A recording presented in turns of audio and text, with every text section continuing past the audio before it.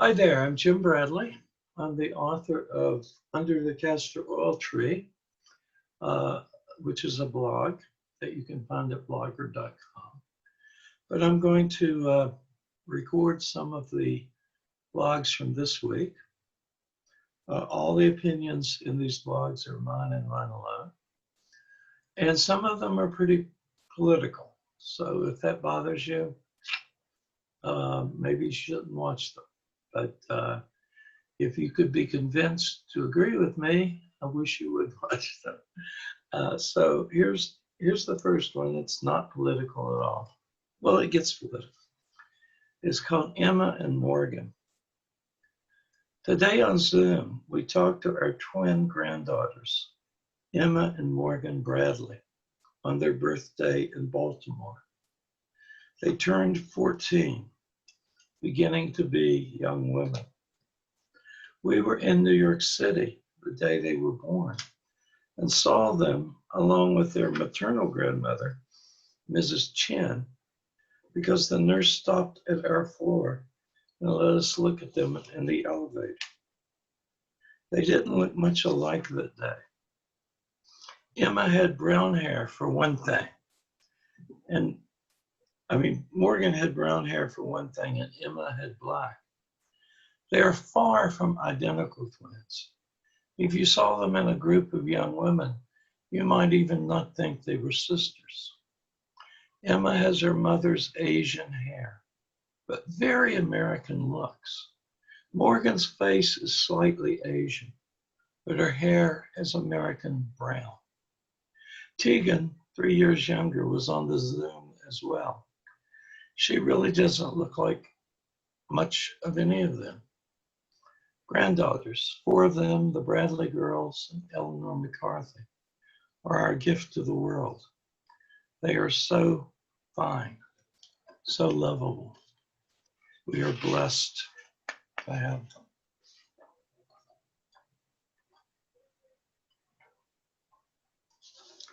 The next one is called The Part I Don't Like But Need to Do. There is so much about being an Episcopal priest that I love. The community, the love, the fun, the relationships, the conversations, the communion, both liturgical and personal. But there is a part I don't like and I need to do. The priest at St. John's in Waterbury, where I was for 21 years, called me yesterday. He's on vacation in Maine, and he asked me for a pastoral favor. A couple I married some 20 years ago were in Waterbury Hospital with their 19-year-old son on life support. Of course, I did the favor. This is part of being a priest that I don't like, but need to do. All the good stuff is to build relationships for moments like these. This is what I need to be a priest. I called them and met them at the hospital half an hour later. I'd never seen a patient on so many machines, and I've been in intensive care a lot.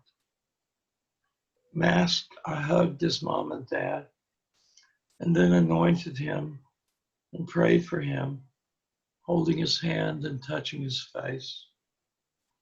Then I asked, I know this is a hard question, but do you want me to give him last rites? They sadly but earnestly shook their heads, yes. So I did. I'm not sure I've given last rites to a person I baptized as a baby before, but I've baptized lots of babies and given lots of last rites.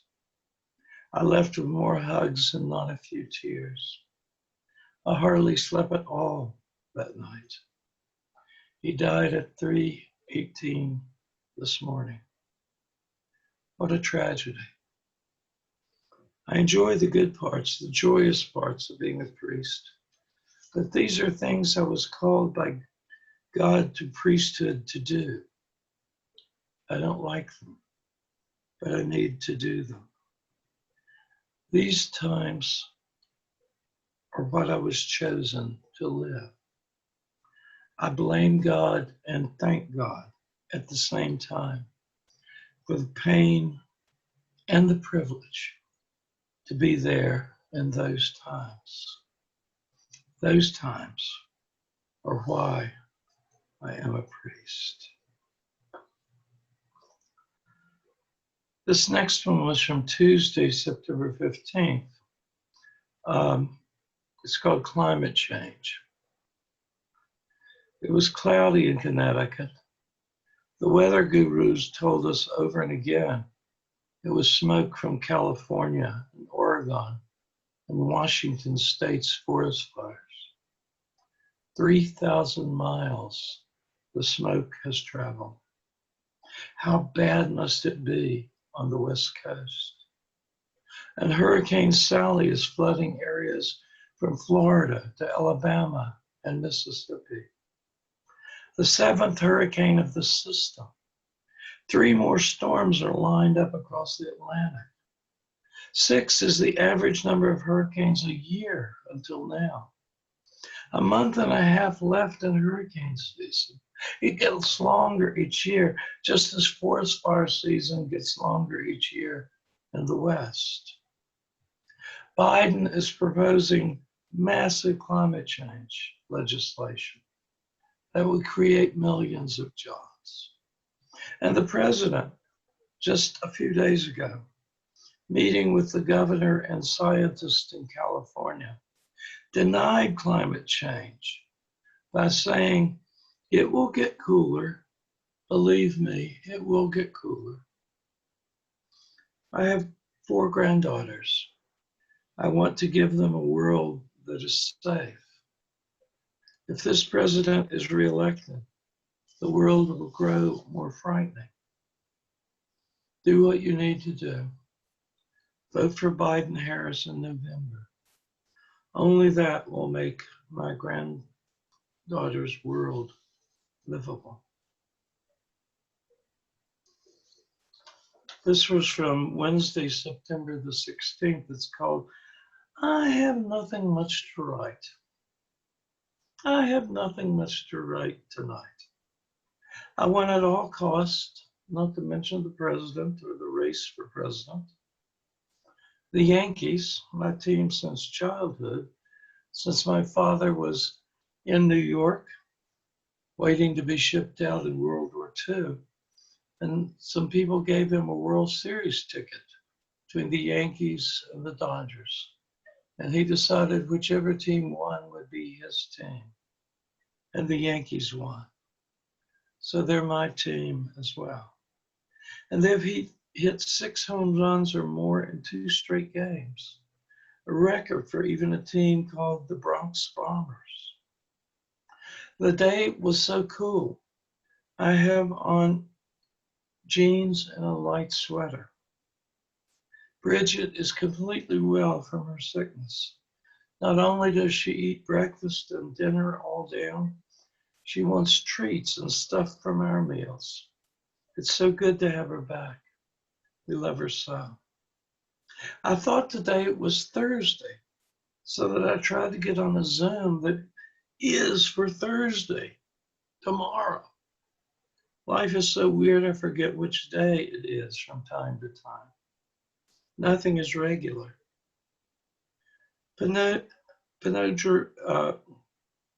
I drink white wine, and I miss Kathy and Josh, and there's 3 Bradley girls so much. We haven't seen them since Christmas. We have seen Mimi and Tim and Eleanor 3 times since then, but they're in upstate New York and can come to Connecticut. You can't go to Maryland to Connecticut or the other way around yet because of the virus. See, I got through this without being political at all. But wait for tomorrow's. Wait for tomorrow's.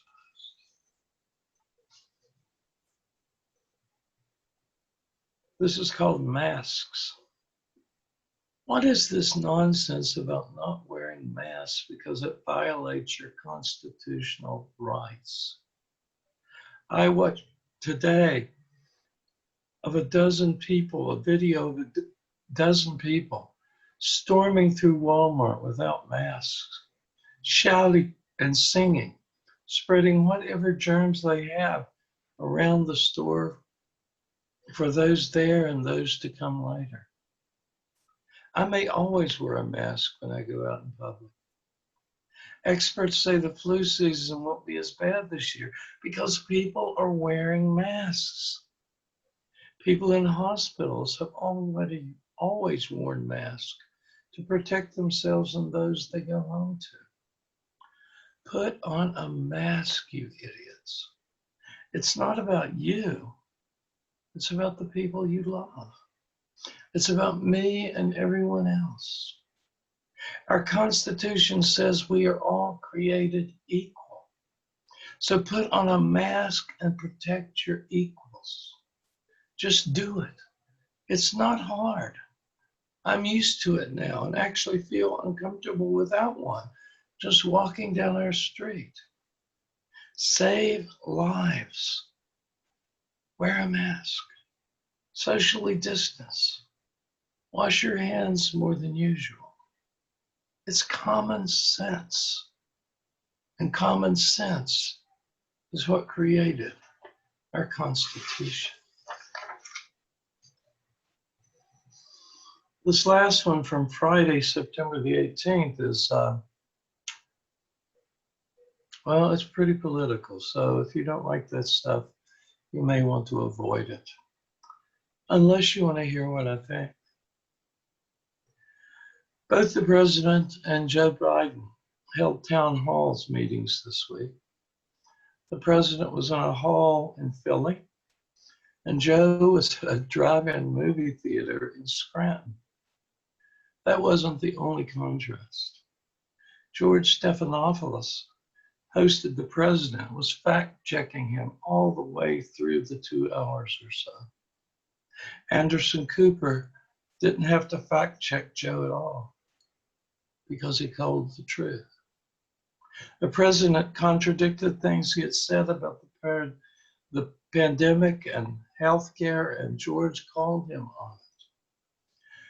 Joe spoke with compassion and care to everyone, even the Republicans who asked him questions. There was a genuine concern for the people asking him the questions. The president just tried to make political points. Joe pointed out things he disagreed with the president about and told his side, while the president downgraded Joe several times. The president has made a big mistake in calling Joe names and labeling him slow and not smart. It lowers the bar for Joe, so he'll sound brilliant in the debates if he merely makes sense.